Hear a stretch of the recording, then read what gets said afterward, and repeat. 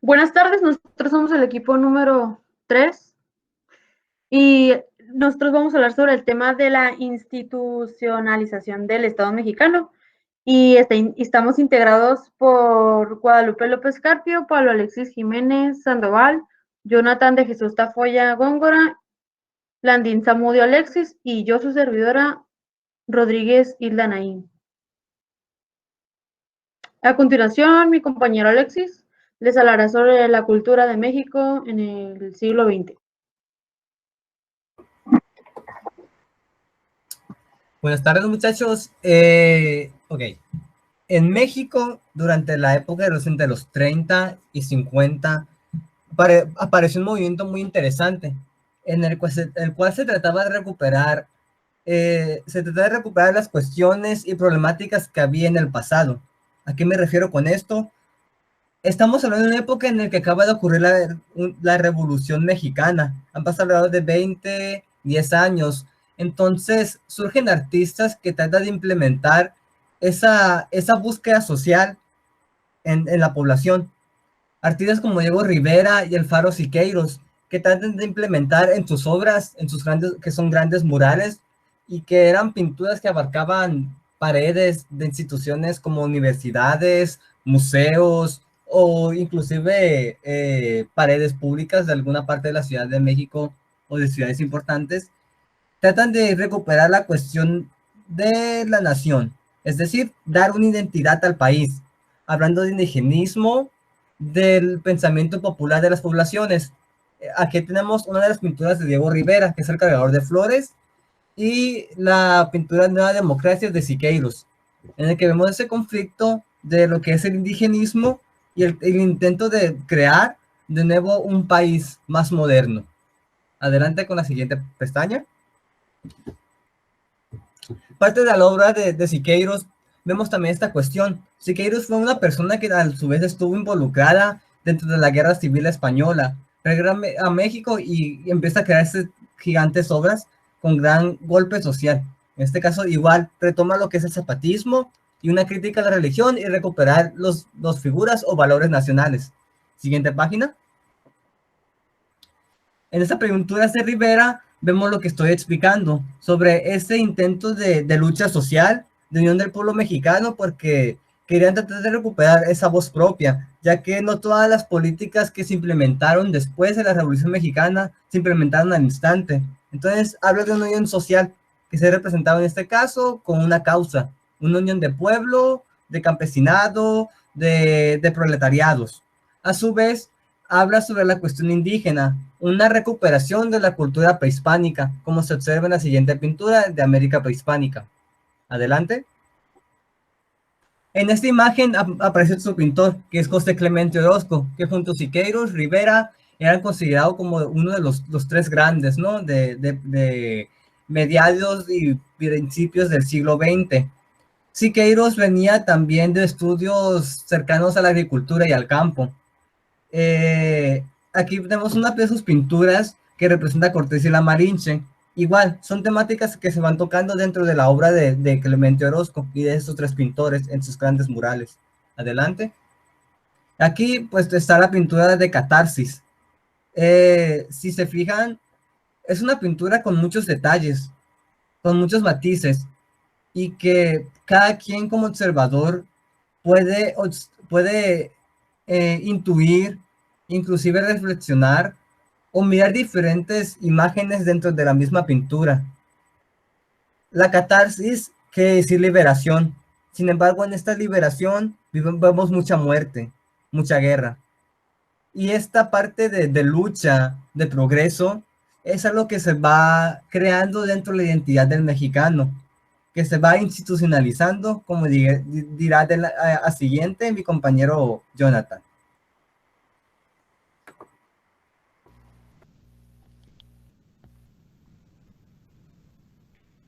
Hola, ¿qué tal, compañeros?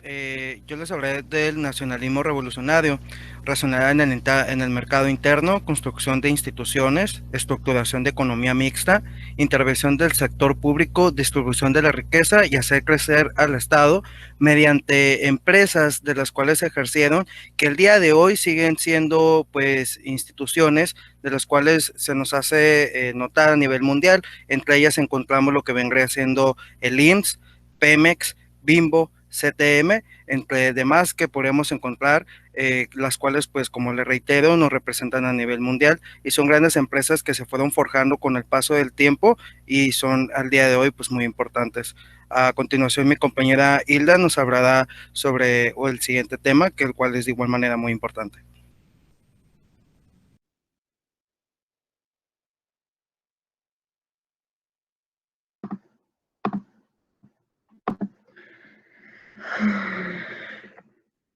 Bueno, les voy a hablar del Partido Nacional Revolucionario. Fue fundado el 4 de marzo de 1929 en Ciudad de México. Fundador fue Plutarco Elías Calles y surgió como una coalición de partidos regionales de diversos estados de la República y más tarde se transformó en una organización centralizada cuando se introdujeron cambios en su estructura que disolvieron las entidades que lo habían conformado. Después, el Partido Revolucionario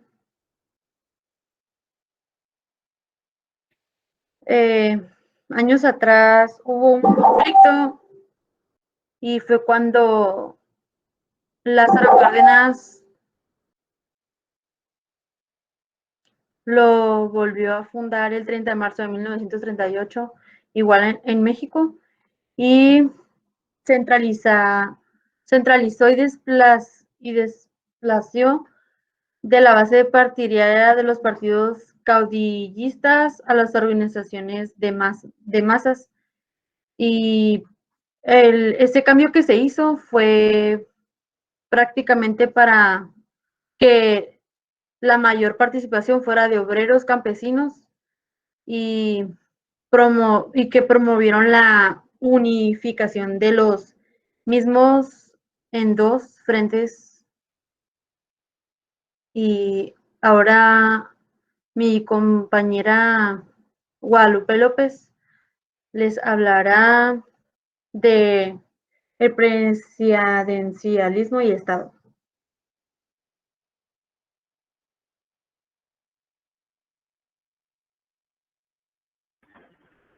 Hola compañeros, buenas tardes. Entonces yo les hablaré sobre, más que nada, sobre el Estado populista.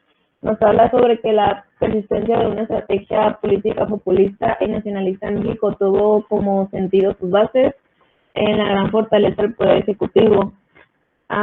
Él se encargó básicamente, más que nada, sobre cambiar el tiempo de la presidencia, que fueron 4 años, actualmente como lo conocemos, que son los 6 años, el sexenio como lo conocemos actualmente, y también se encargó más que nada sobre que se cumplieran todos esos derechos hacia la población.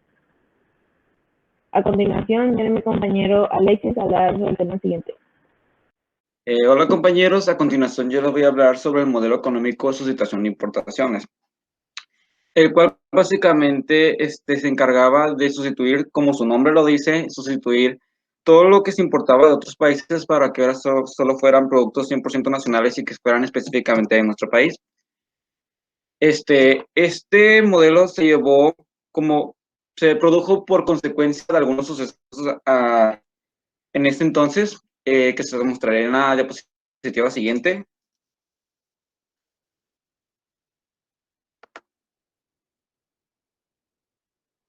Uno de los acontecimientos vendría siendo a la Segunda Guerra Mundial y la Gran Depresión, que como por consecuencia de esto ya no se podía importar productos de otros países, así que se tomó la iniciativa de que fueran productos 100% de nuestro país.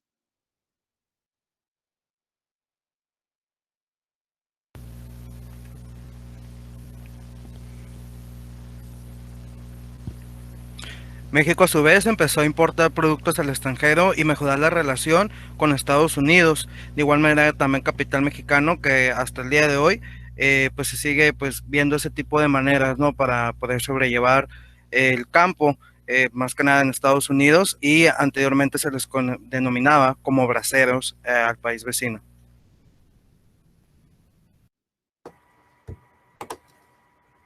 Este tipo de modelo económico se aplicó principalmente, fue idea de Lázaro Cárdenas al final de su sexenio y se empezó a implementar realmente dentro de los sexenios de Miguel Alemán y de Ávila Camacho, cuando se empezó a generar este tipo de sustitución de importaciones y al vez se empezó a invertir en lo que fue la infraestructura del Estado. O sea, empezaron a crecer las ciudades, se empezó a invertir en carreteras, en unir pueblos, etcétera. A continuación hablaré sobre adelante la siguiente pestaña. Ok.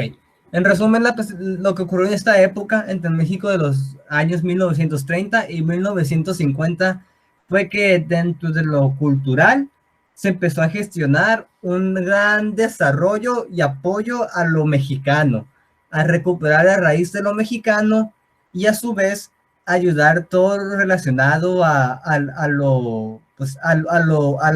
las regiones, ¿no? A las regiones del estado.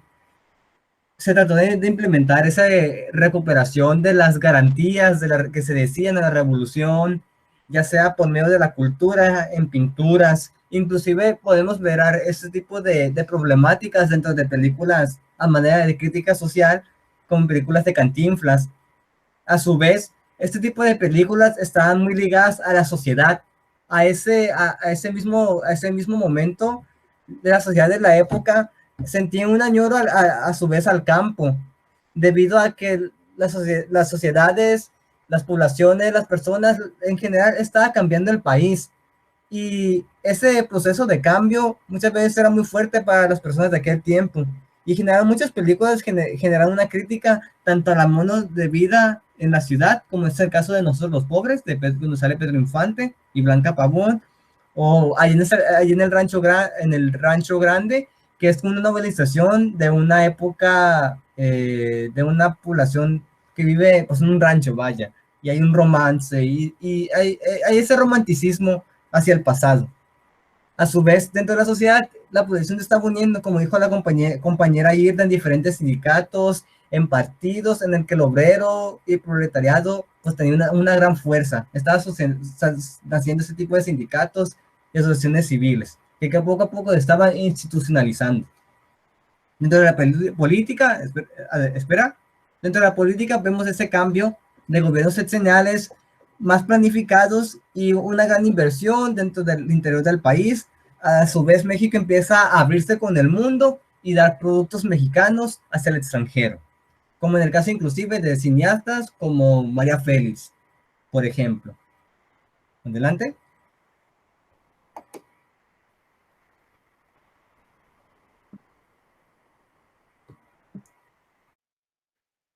Ok, compañeros, ahora les presentamos esta actividad, la cual consiste en unas preguntas, las cuales son las siguientes. La primera dice, ¿qué diferencias existen entre el México del pasado y el presente? ¿En qué son parecidos? La siguiente, ¿cómo piensas que hubiera sido tu vida en esa época? ¿Crees que México ha crecido como nación? Y por último, ¿cuáles fueron los beneficios o aportes de estos periodos presidenciales?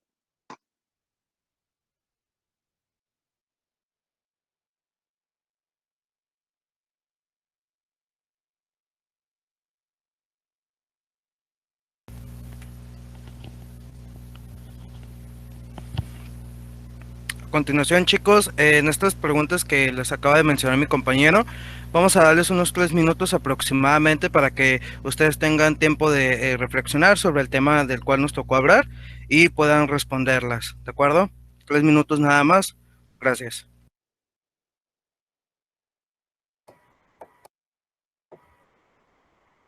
De igual forma, en la siguiente pestaña les daremos unas posibles respuestas, así que por si andan perdidos, pues los comentaremos.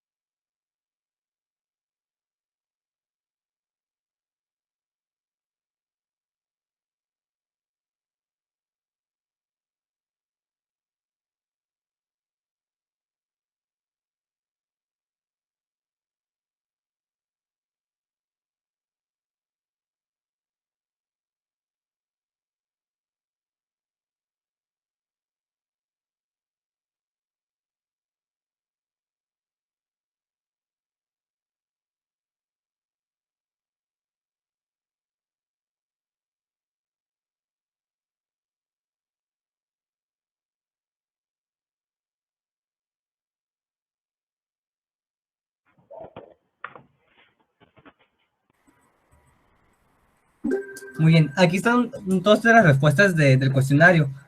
De la primera pregunta, pues la respuesta sería que, una de las posibles respuestas sería que son en la tecnología de la época y somos parecidos en que desde el gobierno de Lázaro Cárdenas se empezó a implementar el plan sexenial, como ya ha comentado mi compañera Lupita, de que desde Lázaro Cárdenas en adelante se implementó el plan sexenial y es el que estamos utilizando actualmente.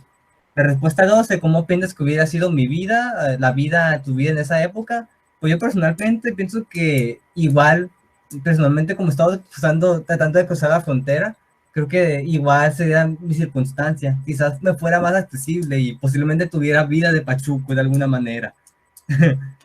En la tercera, si pienso que si México ha crecido como nación, es una pregunta pues muy subjetiva, porque se ha crecido, se ha adaptado tecnológicamente, hay más ciudades, hay más conexiones, ha crecido tecnológicamente y en población, pero a pesar de eso, pienso que siguen existiendo las mismas problemáticas, a pesar de ello.